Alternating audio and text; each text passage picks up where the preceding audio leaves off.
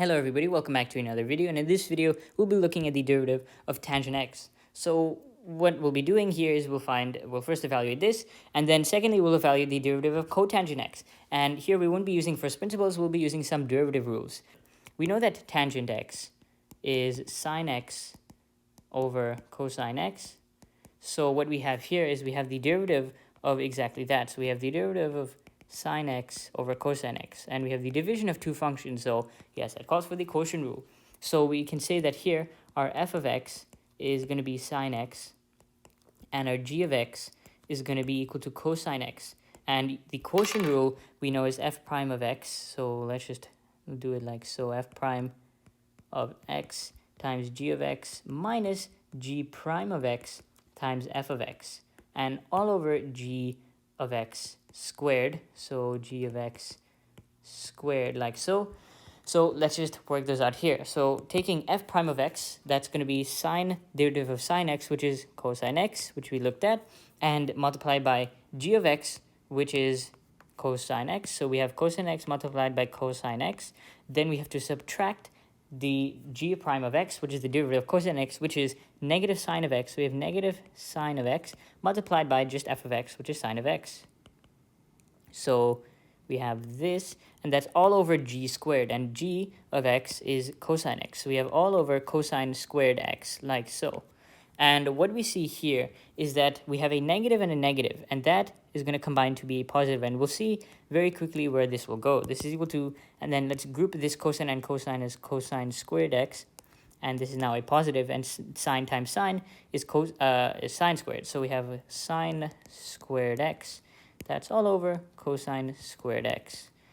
And here, of course, you can split the fractions if you want, but what we'll see here is that very nicely that sine squared x plus cosine squared x is equal to 1. This part right here, our very famous identity, this is going to be 1. So this is just 1 over cosine squared x. And, well, what is that? Well, we know that 1 over cosine x is equal to the secant of x by definition, because secant is the hypotenuse of the adjacent, while sine is adjacent of our hypotenuse. So this is going to be just 1 over cosine times 1 over cosine, which is going to be secant times secant, so that is secant squared of x. So therefore we see that the derivative of tangent x is going to be equal to secant squared of x, like so, not a plus c there, of course. So now let's evaluate the second. Now have the derivative of cotangent. So we'll actually be doing it using two methods. But the first method that we'll be using is the more traditional method to do it, and the more reliable way to do it if you are given this as a question on a test or anything like that. So what we'll be doing is we'll be noticing that the cotangent is also equal to the ratio of the cosine and the sine. So cotangent x is equal to cosine x over sine x. And of course from there we can deduce the relationship that cotangent of x is 1 over tangent of x, of course.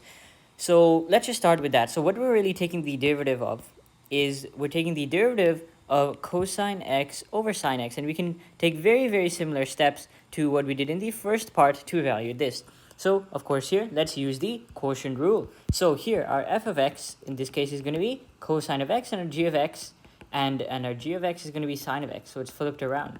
So what we now do is we take f prime of x. So we have, I'll write this formula down again. We have f prime x times g of x minus g prime of x times f of x all over g of x squared, like so. Just a quick formula here, and what we can do now, take f prime of x. So derivative of cosine, well, that's negative sine of x, and then multiplied by g of x, which is sine of x, and then we subtract now the derivative of our g of x, which is sine of x, which is cosine of x, and multiply by f of x, which is cosine of x. And here what we do is we can now divide that by g of x squared, which is sine squared. So sine squared x. And what we can see here is, first of all, we can clean up these terms. We have a sine multiplied by sine, and a cosine multiplied by cosine. So we have negative sine squared x, and then we have a negative here, cosine squared x. That's all over sine squared x. And of course here, once again, you can, of course, split the fraction if you want. But something very, very cool we can do, we can see, okay, wait, this term is a negative, this term is a negative. So let's factor the negative. We have negative, and then we have sine squared x. And because both terms are a negative, they will be both positive. So we add now cosine squared x. And we divide that by sine squared x. And hold on, wait a minute. What is sine squared x plus cosine squared x? That is equal to 1, which is really, really cool. So what we have is just negative 1 over sine squared x.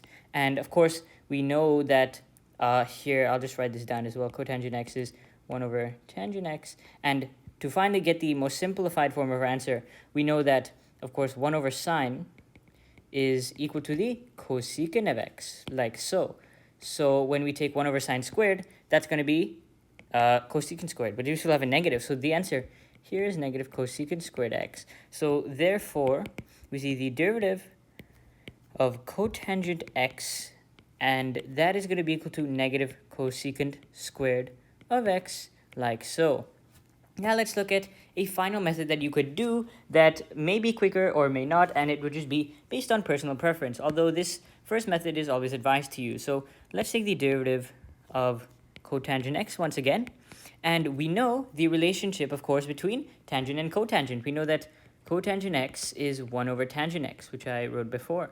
And we know that, of course, because tangent is sine over cosine, cotangent is cosine over sine. So what we can do here is we can actually replace our function here with 1 over tangent. So we have the derivative of 1 over tangent x, like so. And what we also know is that 1 over any sort of function or any sort of constant is that thing to the negative 1 power, or more generally, so we can write, first of all, we know that 1 over a is a to the negative 1 power. And more generally, of course, we know that a to the, let's say, negative n power is 1 over a to the n, just an index law, which is very well known.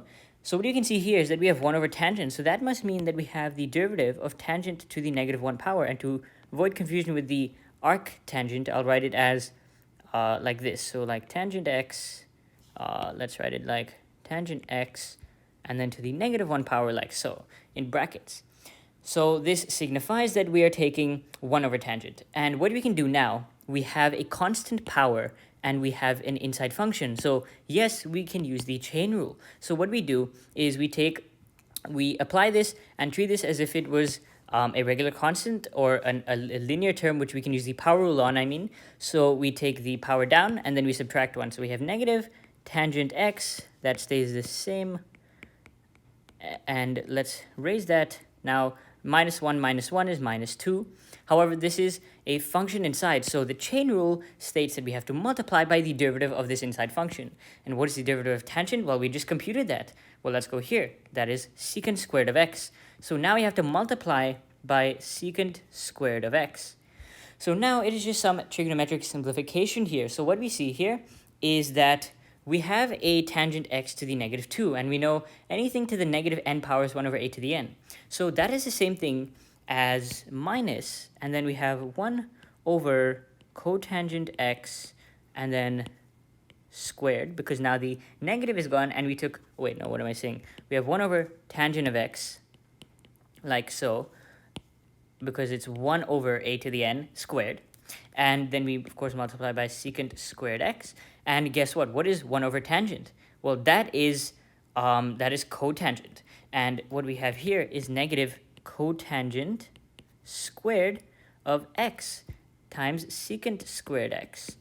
However, there is more. We can simplify this even further, because now let's write everything in terms of sine and cosine. We know that cotangent is cosine over sine.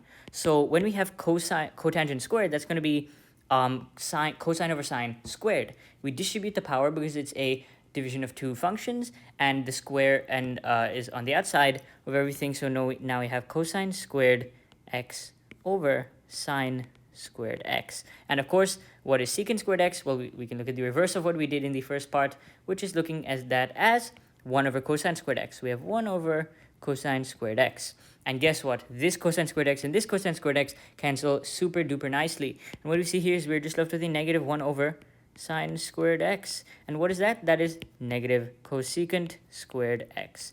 So therefore, we can also see using this method that the derivative of cotangent x is equal to the negative cosecant squared of x. So here we got to apply some of our derivative rules. So we used in this first example the quotient rule, and the second example the quotient rule as well, and used a factoring trick as a good factoring trick to see that we get sine squared x plus cosine squared x, our favorite identity.